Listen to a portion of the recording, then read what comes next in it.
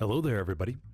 Smithers here to bring you more tips on Hell Let Loose that any player can use during a matchup. Let's go ahead and dive on in. First match we're going to be looking at is between Exodus and Tactical Collective. They are both console teams. This was part of TPL Division 1, Week 5. Let's go ahead and watch this clip. Ready, the MG42's Banksy back here in a nice position. We do have... Oh, we got the P4 on top of the building that used the... So the barricade, as we just saw, a few things to point out here, but the barricade was built, and so the tank was able to use that to climb up and onto the shed right here. One of those key examples you can think about when it comes to any sort of maps, as far as building those little barricades and getting on top of buildings. These are called stilts in the competitive Hell Let Loose community. It allows tankers to get to places they normally wouldn't be able to. And as we just saw, the artillery shell came down and destroyed the barricade. So keep that in mind as well, that you may not have an easy way down after all those get destroyed. But just the first tip I wanted to point out to everybody is to really try to think outside the box to where your tanks could potentially go. Just the example here that Exodus used the barricade to get their Panzer IV up here on top of the building. All right, that's tip number 1, buddies. Tip number 2. Whenever you're driving around a supply truck, whenever you're driving around in any truck in the beginning of a match, please keep going, no matter what happens. Let's go and watch this clip. Did face a tiny bit of pressure. We have a supply truck commander going right through the front line. Wow! Who's the commander for SOB tonight? We have Andreas. I can't see his name. Andreas Yonker driving a supply truck right in the middle of Campbellville. Oh, the cojones on this guy. Okay, what happened here? Well, the commander for Sons of Valor in this case was finished using all the supply boxes. Once he was done dropping off his boxes wherever he need to, maybe out here or whatever, to put up the opening garrisons, he said, you know what, I'm just going to drive the supply truck to the front line and see if I can cause a little bit of distraction. So he went right down the road, right through the front line, and was able to pull back 1, 2, 3, 4, potentially 5 blueberries over here into the hard cap, away from the front line. Keep that in mind. Away from the main action of making sure everything is stable up here. Andres Jonker clearing or bringing these bodies back, because the point flickered, and obviously the defense is going, whoa. Did they sneak behind our back line and get something up right off the opening? What's going on? And this is one of those common examples where whenever you're in a truck, just keep driving until you die, pretty much, or until the truck explodes, whatever happens first. Because, you could get shot out of the truck. But please, whenever you're driving in a truck off the opening of a competitive match, keep driving until whatever happens. There are exceptions to this if you want to use the truck to get on top of buildings, which we'll dive into here in a second with the example of Pierre's farm. But please, keep driving no matter what, as you could have a nice impact like Andreas Jonker here from Sons of Valor had on this match with SME Checkpoint. Alrighty, let's go ahead and watch this clip between Fallschirmjäger and GR. I forgot what GR stands for. But these are two PC teams as part of the HCA tournament that is ongoing. Everyone comes on through, goes in right in the middle of all the different buttons.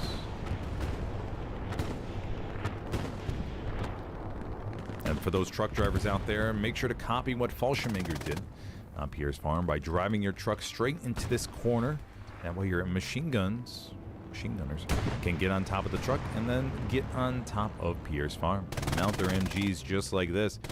This guy up to the top, he'll be able to cover this angle in that very nice fashion. And then his buddy down below him will be able to cover north of Pizza Slice. And all those raspberries moving on in. And that will make a great tandem for the remainder of the match. Alrighty, so what happened? Well, they had a marked objective, and this is a very common position. A lot of Hell Let Loose players know about this. But for those newer players out there, just want to make sure to give this example. They drove the supply truck up, they knew exactly what they were doing, and they parked it right here in the corner of the building. And that way, these MG players can get on top of the roof, and they can cover this angle out here and get a whole bunch, we'll just delete that real quick, but get a whole bunch of coverage to hold back all those raspberries there in the distance. And this buddy, he can go over here, cover all this ground, and really twirl about and knock out a whole bunch of enemies as well. So that is a exception to the rule that I just mentioned about driving your supply truck until you die. In this case, you can mark your objective to where you want to drive it, as it provides a practical usage to your team. Now, of course, Artie's going to come on in here eventually and destroy this truck and wipe it out. But for the meantime, it is very useful to your players to be able to get on top and do what they need to do up here in order to provide all of this MG coverage. And of course, snipers can come up, squad leads, all that kind of good stuff. I myself, come up here as commander a lot. Here, you can build a Belgian gate if you're the Axis, and to get on top of here. So I will head up here as commander, park my booty up on this rooftop, and just use binos to see what's out here, mark tanks out here in the distance, and all that kind of good stuff. So, very practical use of a truck, something anybody can do. The next tip is when it comes to squad leads, to be thinking about your position, the risk that is involved, and how you should manage that risk or mitigate it. Let's go ahead and look at this example. Fire's there to intercept, and that supply truck, I mean, it's going to be, Rumfire's going to move up, take that out. Let's go get a POV of Rumfire. So this supply truck is going around the back line, as we just saw. It's back over behind this building.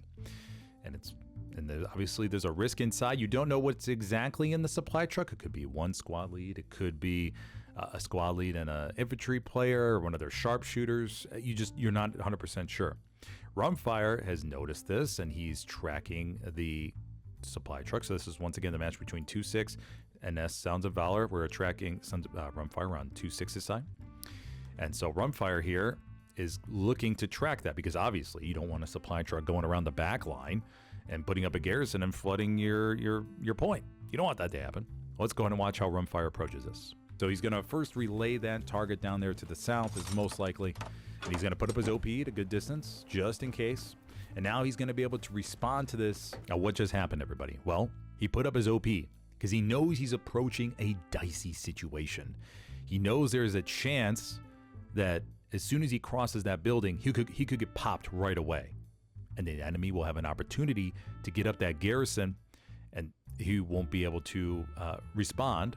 But since he put up his outpost, he knows that there's at least a chance he could spawn back on the outpost and give it another shot. He can also call in reinforcements to help him out should he get wiped. He'll be able to redeploy back on his OP just in case the person who was in the supply truck takes him out. And that way he'll still be within relatively 100 meters of whatever they do with the supply truck. So good play there by Rumfire. He's going to push on forward. He's going to notice the garrison. And now he notices the garrison, and he can approach this pretty risk-free, if you will. He knows he has his OP in reserve. The garrison is right here. He's within 100 meters. Remember, in the red zone, if you're within 100 meters, you're locking it. So there's no chance that somebody's spawning on this. Now, the only way to get this garrison for a squad lead is obviously to manually dismantle it. And so he'll need to just approach this, and he has his OP as backup, probably already related to command chat to his squad to say, hey, just kind of get one extra blueberry back here, maybe two, to help me clear out this garrison. So very proactive, risk-mitigated play here by Rumfire. Now this clip is from the competitive match that I hosted on Omaha in offensive mode recently between ANZR and 6th on the console scene. Here, let's take a look at what happened. Heading towards those two MG42s that are but they both get taken out. Oh man, Scalets and Crawley heading back to the redeploy screen. But remember, default garrison is right there. Flare Up does get the default garrison with the last breath of the flamethrower. Oh, that's big. Nice job, buddy. That's a clutch play. Alrighty, what just happened? Well, there was a default garrison there, and sometimes you just can't get close enough to get that manual dismantle. And this is a very simple tip for all those new players. You can use that flamethrower like one Flare Up did to wipe it out. And because you have a nice range on that, He comes on up, immediately uses his flamethrower, gets to the default garrison. Remember, the default garrisons have just that 10-second spawn wave. Those are very key to knock out in an offensive mode. And one flare up did a good job of just standing up, running that flamethrower, and getting it. Now, of course, you can apply the same concept in warfare mode as well. And if you're ever finding yourself in a pinch and you can't get close enough to dismantle it in case you don't have rockets, you can always use a flamethrower here. So make sure to call in support when you need 2 squad leads with a flamethrower loadout to make sure you have a better chance to get those garrisons. Now, sticking with the same match between 6th and ANZR here on Omaha Beach in the offensive mode, let's look at this. Yep, there we go. We got one Belgian gate down below. Remember, everybody, you can build these Belgian gates to get over walls like this, like the Axis are doing here. See, they built the garrison. Instead of the infantry walking all the way around and causing them a delay, they could just spawn on the garrison and jump on the Belgian gate and rush over this wall like that. So keep that in mind for those people or those squad leads out there calling an engineer to help shorten the garrison. The Belgian gate and rush over. They built the garrison instead of the infantry walk. Okay, so what happened here, everybody? Well, they wanted a nice safe spot for the garrison. However, you don't want your infantry to have to go all the way around to get into the action. I mean, you could cost valuable seconds.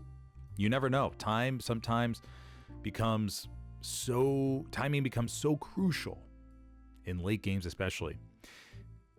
As I talked about in my previous videos, you can use Buildable. You have to be really creative, or just force yourself to be creative when it comes to figuring out different ways to use them. I already talked about the barricade build for the Panzer IV earlier on Kharkov to get the Panzer IV up onto the roof. Here's an example of using a Belgian gate over here to the left. You drop the garrison, and instead of infantry having to go all the way across, they could just, boom, go on top of the Belgian gate, and off they go. Look at that. And you can apply this same concept to so many different spots in Hell Let Loose. If you have a difficult access point, just build this Belgian gate. Barely any supplies, call in support player, engineer, simple, and put it right down. And that way you give your team more flexibility when it comes to accessing different parts of the map. So be sure to try and build. The Axis have the benefit of having the Belgian gate. Now the Allies do have the ammo depot for tanks. However, you got to make sure the tanks don't use it so it doesn't disappear. But another very practical example here with the Belgian gate usage. Now, my last tip will be between Bane and Condor Legion here on Hurricane Forest with Siegfried as the middle point. This was a very contested match. Highly recommend watching it. It was a great back and forth between these two teams. Switching over back to the PC side. Let's go and look at this clip. But not much for Potato to work with. We saw the bombing run, so that's going to be off cooldown. That will not be an option for the Axis commander. Strafing run comes on through. I don't know what the resource situation looks like for Commander St. Pepsi. But we do have a couple OPs here, I believe. What's down here? What do they spawn off of? Okay, they must have got their OPs wiped. But Commander Squad Lead Jumanji pushes up again. And 3.5 minutes left to go, and it's a very mixed, I don't know which one. Now keep in mind here that the Allies are winning this. Cap going is favor of the Allies. The Axis are trying to push down the hill.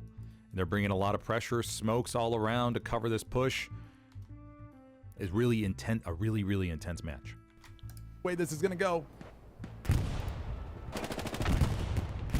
Proxy satchel goes off. Was that on the Jumbo? Oh no, repair station. Okay, Jumbo's still alive. They did take some damage though. One Puma, one solo Puma rolling up here to the front line to give it all they got to dive anything into the hard cap. We still have a Luke's up there to the north that they did not use, but it's too late now. They won't be able to get here to the hard cap. 3 minutes, 5 seconds. Cap progress begins for Bane. The other, we have a medium that's come across the river. They're going to try to go through this forest here. Let's go get a POV of the medium. They have a great opportunity to disrupt the Axis infantry, but they got to navigate very carefully amongst the trees. The Jumbo or the medium comes around at a nice angle. Look at this medium crew. They're going to come around at such a critical time. Look at this play at the critical moment. And they're going to be able to burn all these OPs. Splash this infantry. Kuna gets one right to the face. Oh, the 75 crew. Who do we got here? We got Augustin, Saku, and Brian Panzer making the play in clutch time. Now, what is happening here, everybody? Well, it's a very contested point, hotly contested right now. The Blueberries were making their way forward. Cap pressure was coming in. This tank, instead of sitting back and trying to support over here, said, you know what? Time is of the essence. We have to go right now. Let's try to just rush up there and see what we could do. And in these moments here where everyone is rushing towards the hard cap, your team has to remind themselves that the enemy is in a panic mode too. And the enemy speaking here is Bane. So I'm on Bane's side this matchup. From Legion Condor standpoint, everybody's in a trying to figure. They're just rushing towards a hard cap to get this last minute pressure. Time is ticking down. 2 minutes 22 seconds left. So for those tankers out there that are new to this, and you see time ticking down, unless you're pinned down where you are by enemy tanks and you literally can't move, and if you move, you'll get popped immediately, then please try and push up and just take a gamble and create some space for the infantry and just cause chaos. That's what you want to do in the final few minutes of a match. You want to be able to leverage your assets in order to ruin the enemy's front line, mess it up, wipe OPs, disrupt the infantry, force players that were maybe playing assault with Satchel to switch over to AT rockets. They have to redeploy, cost them 20 seconds, all that kind of stuff you have to keep in mind. Because that tank moving through here, you never know what you're going to get. You can get 1 OP, 2 OPs. You may stumble upon a garrison that they have over here to the right. But you're trying to just cause chaos and force to clutter up the enemy comms so they can't focus on one objective here. Because think about what we just witnessed. The enemy, the Bane here, was moving forward, and the tank crew decided, you know what, screw it, we're just going to try to push up and see what we could do here. And what they caused a whole bunch of ruckus. Now, one of the exceptions, now obviously though people have different opinions on this in the comments, one of the things you got to keep in mind if you're a tank here is if you know you're getting pinned down by the enemy tankers, let's say they had, I don't know, one Tiger over here, another Panzer IV or something, and you know if you try to push up, you'll immediately get wrecked. Then at this point in the game, you got to play smart. You have to think, okay, I'm immediately going to get destroyed if I push up here. So I don't want to help. I don't want to lose any sector cap weight. I'm going to just try and stay alive. Because at that point, you're better alive than immediately moving up and getting popped, obviously. Because you need as much sector cap weight as possible in these last few minutes. You have to understand the situation a little bit fully. But here, Legion Condor Legion had a really good idea of their armor situation. And that comes with the power of intel, of course, and your team relaying out enemy tank marks. They understood the situation, decided to say, hey, let's go for it. Let's see what we could do. No matter what happens, at least we can give it a shot. Because you don't want to leave the game if a tank is all the way over here or something and trying to splash the enemy. Because, I don't know, to me, in these critical moments, you just want to try to move up and create some chaos and see what you could do for your team that are in the middle of a firefight right here on the front line. Let's go and watch the rest of this clip. Wham bam shabam to that tank crew right there, risking it all, going through all the trees. Oh my gosh. Now Proxy Satchel goes off in the hard cap, absolutely clears it. And Bane may still have a chance. The cap progress is coming in with just 2 minutes, 9 seconds left. The medium still rolling around, causing havoc. Oh, the medium they got stuck in the trench for a little bit, but they're back. And notice what this medium is doing, everybody. This medium here is constantly moving.